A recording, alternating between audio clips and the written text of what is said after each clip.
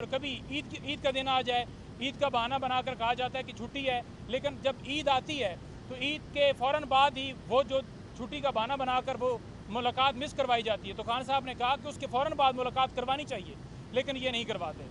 इसी तरह उन्होंने कहा कि कोई वैसे अगर ऑफिशियल छुट्टी आ जाए तो उसका भी बहाना बनाकर ये यही करते हैं, लेकिन मेरी मुलाकातें जो हैं वो मिस करवाई जाती हैं। इसके अलावा खान साहब ने बन्नू वाक़े के ऊपर दोबारा अपना बयान दिया है। उन्होंने कहा है कि हम बन्नू वाक़े में जो किरदार हैं, जो मुलव्वस हैं, उनके ख़िलाफ़ बिल्कुल जो CM-KP हैं वो उसके अंदर तहकीकाती जो कमीशन है वो बनाकर और उसकी सारा उसकी लेकर और उनके ख़िलाफ़ कार्रवाई भी की जाए। और उन्होंने कहा है कि हम आवाम के साथ खड़े हैं, क्योंकि हमारा मुल्क ये ऑपरेशन का नहीं हो सकता मुजम्मल के आप ऑपरेशन करें, आवाम को एतमाद में ना लें और इस तरह के ऑपरेशन करें कि जिसमें जनाब आप किसी घरों के ऊपर अटैक करें। तो बड़ा उन्होंने बन्नू वाक़े के हवाले से ख़ास तौर पर बात की है। इसके अलावा जो खान साहब ने बात की है मैं आपके सामने रखना चाहूँगा। खान साहब ने जो इलेक्शन कमीशन का किरदार है, उन्होंने कहा कि सुप्रीम कोर्ट का फैसला अगर नहीं माना जाता तो फिर इलेक्शन कमीशन के ऊपर आर्टिकल 6 बनता है और आर्टिकल 6 लगाना चाहिए, और जो आर्टिकल 6 नहीं लगाएगा डेफिनेटली वो समझा जाएगा कि ये उनका सहूलतकार है। इसके अलावा भूख हड़ताल भी हम करने जा रहे हैं, क्योंकि जो सिलसिला शुरू हो गया है पंजाब असम्बली और नेशनल असम्बली, उसके बाहर भूख हड़ताल होगी। आज जो बैरिस्टर गौर और रऊफ हसन साहब की गिरफ्तारी हुई है उसकी शदीद अल्फाज में खान साहब ने मजम्मत की है और खान साहब ने कहा है कि ये सियासी तौर पर भी और कानूनी तौर पर भी, अखलाकी तौर पर भी हर तरह की ये जंग हार चुके हैं। और अब हमारे लोगों को, चेयरमैन को उठाया गया है,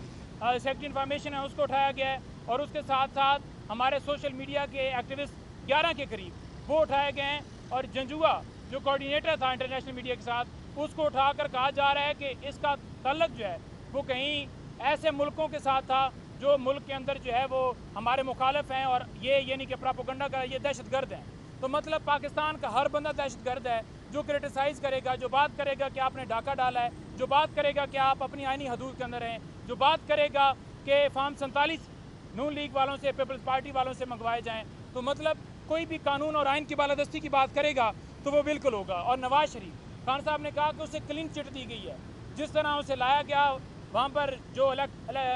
वो मशीन है बायोमेट्रिक वाली ये रिपोर्ट पर गई और उसके केसेस जैसे ख़त्म किए, जैसे नैब ने वहाँ पर बयान दिए, और अब DG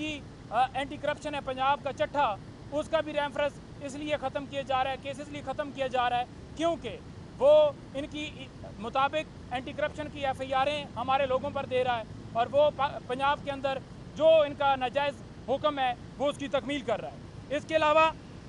खान साहब जो है उन्होंने जो तोशाखाना केस है, उन्होंने कहा कि पौने 2 करोड़ रुपए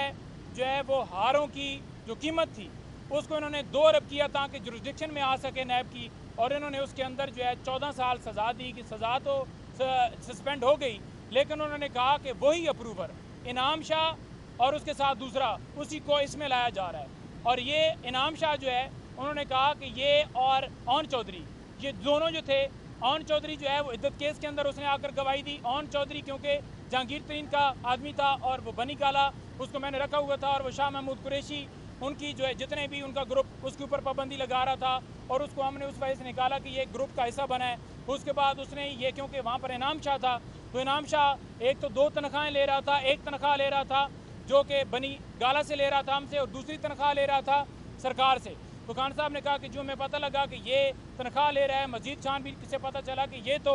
जो उसका ओन चौधरी का आदमी है, तो ओन चौधरी का आदमी है, और यहाँ पर हमारी इन्फॉर्मेशन वहाँ तक पहुँचा रहा है, क्योंकि जो जहांगीर तरीन के साथ दूसरा बंदा उसका जो PS है उसका नाम है इमरान शाह। तो इमरान शाह और इनाम शाह भाई हैं। तो खान साहब ने कहा कि इसको तो बिल्कुल फिलफौर निकाला जाए। उन्होंने कहा कि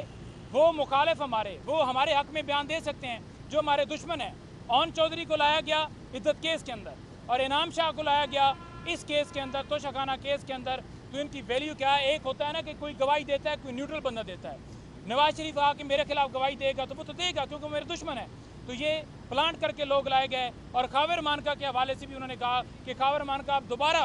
वो पीछे से जो जिन्होंने उसको प्लांट किया था उसके ज़रिए दोबारा हाई कोर्ट में चले गए और चाहते हैं कि ये जो झूठा केस बनाया गया था जो इस्लामी तालीमात के ख़िलाफ़ बनाया गया था, दोबारा वही फ़ैसला जो है वो बहाल हो। तो खान साहब माशाल्लाह पुरज़्म में वो जिस तरह से भी उन्होंने कहा कि मुझे जिस हालत में रखें, मैं यहाँ पर 1000 साल भी रहने के लिए तैयार हूँ, क्योंकि खान साहब ने कहा कि मैं कौम के लिए कुर्बानी दे रहा हूँ, मैं इस मुल्क की खातिर हूँ। हमारी जंग तो मुल्क के अंदर रूल ऑफ लॉ के लिए, और अब ये हमें दहशतगर्द, क्योंकि सियासी मैदान में ये हार चुके हैं, और अब हमें ये दहशतगर्द बनाकर ये कहते हैं कि ये दहशतगर्द हैं, आर्टिकल 6 लगाए, क्योंकि ये हार चुके हैं पोलिटिकली, और ये अपनी चोरी डाका और इस मुल्क के अंदर आमरीत को कायम करने के लिए ये सारा किया जा रहा है। लेकिन खान साहब ने कहा कि मैं ना अमेरिका की गुलामी कबूल करूँगा और ना मैं अपने किसी मौक़िफ़ से पीछे हटूँगा। शाह महमूद कुरैशी को जिस तरह से लाहौर लेकर जाया गया है, खान साहब ने उसकी भी मजम्मत की है, क्योंकि खान साहब की तस्वीर जो है उस ऑर्डर के ऊपर जज साहब ने नहीं लगाई, वीडियो लिंक के ज़रिए हाज़िरी लगाई गई थी,